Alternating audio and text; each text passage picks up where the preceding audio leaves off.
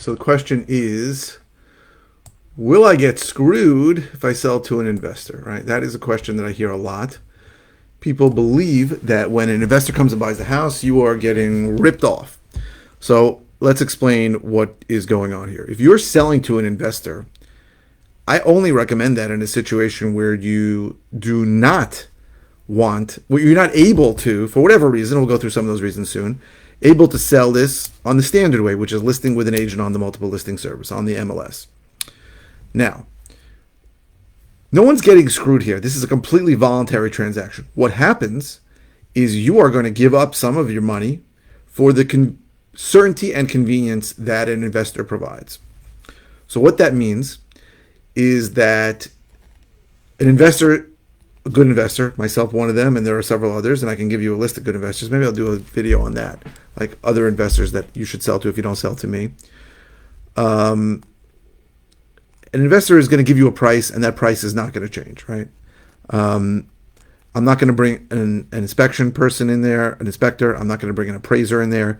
I'm giving you a number, and that number is certain. I have no contingencies on my contract.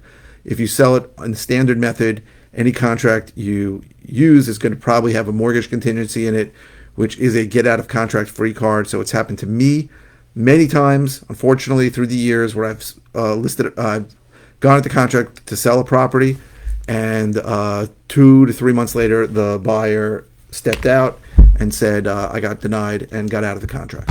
It happens. If you go with an investor, I have no contingency. I don't have a mortgage contingency or any contingency. That's some of the certainty. And the convenience that an investor like me provides is that you usually don't have to clean up the house. You don't have to move the furniture out. The investor will close whenever it's convenient for you, and you don't have to show the property 600 times to people that are coming to look at it. Those are some of the convenience issues. Another convenience issue is if there are open issues with municipal issues, I'll take care of them. So those are things that a lot of those things will kill a standard deal, because a standard contract to a buyer is going to say that the property's broom clean, that it's free of all problems, that you have to close on or about a certain date. Those are the things that you're trying to avoid when you sell to an investor. So it's basically an understanding. I as an investor are giving you certainty and convenience, and you are giving up some of the proceeds of your house. That could be a little, it could be a lot. It really depends on the situation. So nobody's getting screwed, right? I mean, there are people who think that, the people who are trying to get into this business who think that basically I'm ripping off widows and orphans, and it's just not the case, right? It's a straight up trade of money for certainty and convenience, which is exactly what happens at Starbucks, for instance. You go to Starbucks, you're going to pay $6 for a cup of coffee. I just had that in Vegas. $6 for a cup of coffee. Costs Starbucks probably 12 cents for that coffee, right? Maybe 20 cents counting the cup and all the crap you put in there.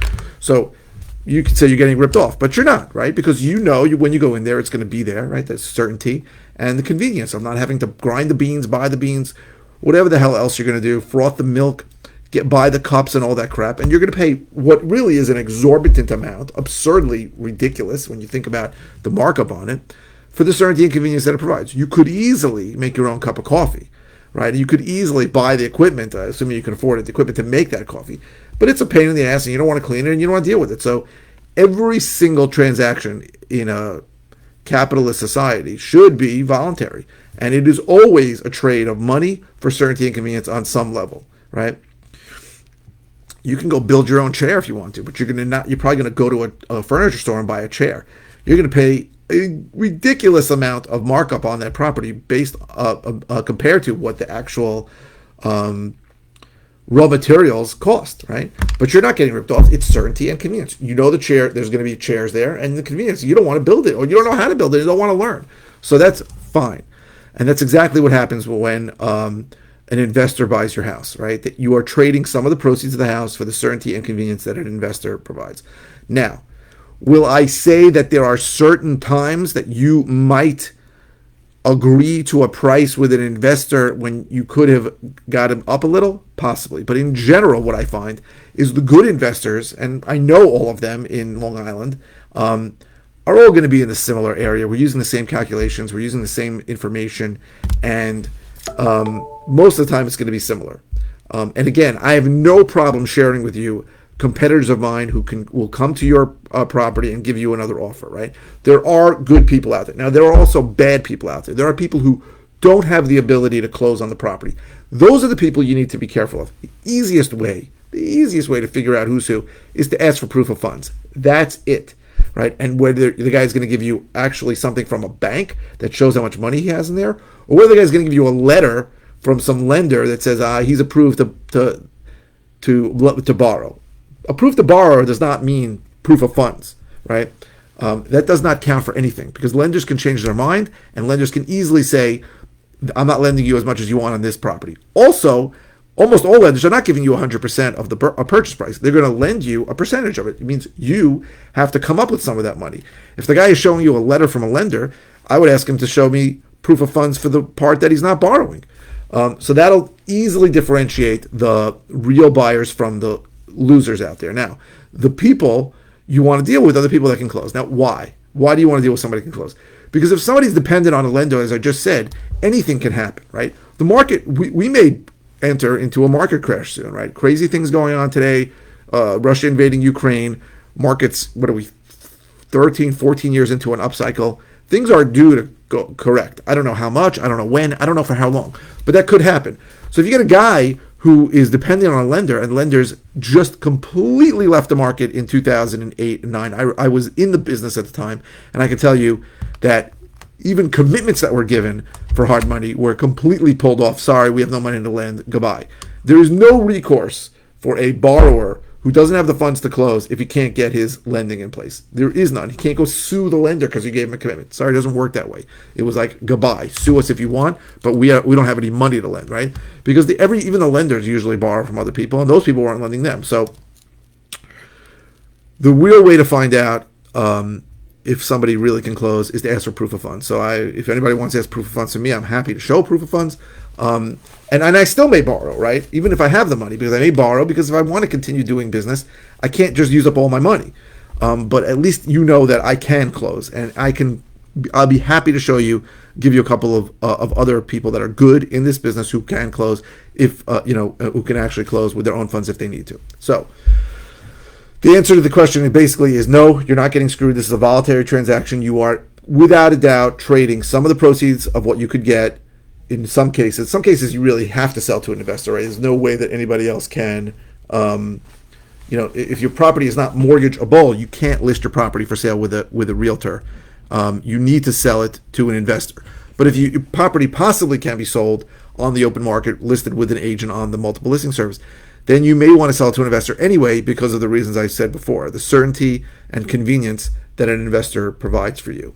So again, I do both, right? I'm one of the few people out there that is both. I'm a rehabber. I buy properties that need work. I fix them up and I sell them. And I'm also a traditional real estate broker. I have a team of realtors that work with me, and I have said on hundreds of occasions, I've gone to somebody's house who said, "Hey, I want to sell this to an investor." Don't sell this to an investor.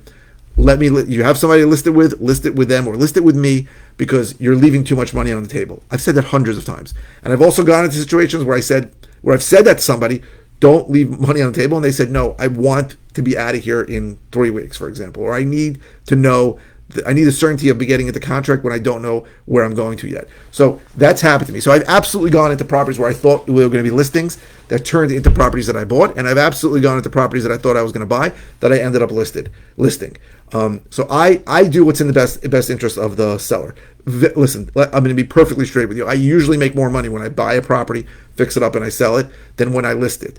But I have no problem taking a listing commission in a situation where I believe the person is going to eventually list anyway, right? A lot of investors have this in mind. I don't want to say anything about listing because then the guy's going to want to list. Everybody knows they could list. Everybody, right? There's anybody in the world who exists who doesn't understand that most properties are going to get sold listing with an agent. But some people think that the property is in such bad condition that they need to list it with an agent. And I go in there and I go, this is not as bad as you explained. I really think you can list it in. I can get this much more money. I also come as a backstop. So I'll list the property. I have that going on right now. I'll list the property. I think we'll do great with it. But in the rare possibility that no one comes and pays what we want, I'll buy it for this price if you want. Now, I never, ever, ever, ever would make that claim and try to ditch the listing. I'm trying to get the seller the most money. I'm doing what's in the best interest of the seller, even when very often it's not in my financial best interest, because I just don't believe that it makes any sense not to do that. And I honestly don't believe if a person really can list this property that me telling him he can't, he's not going to figure it out eventually. So I hope this was helpful. If you are interested in finding out anything more, there should be a number on the YouTube page. Please keep ask me any questions via comments. I'm happy to help you in any way that I can.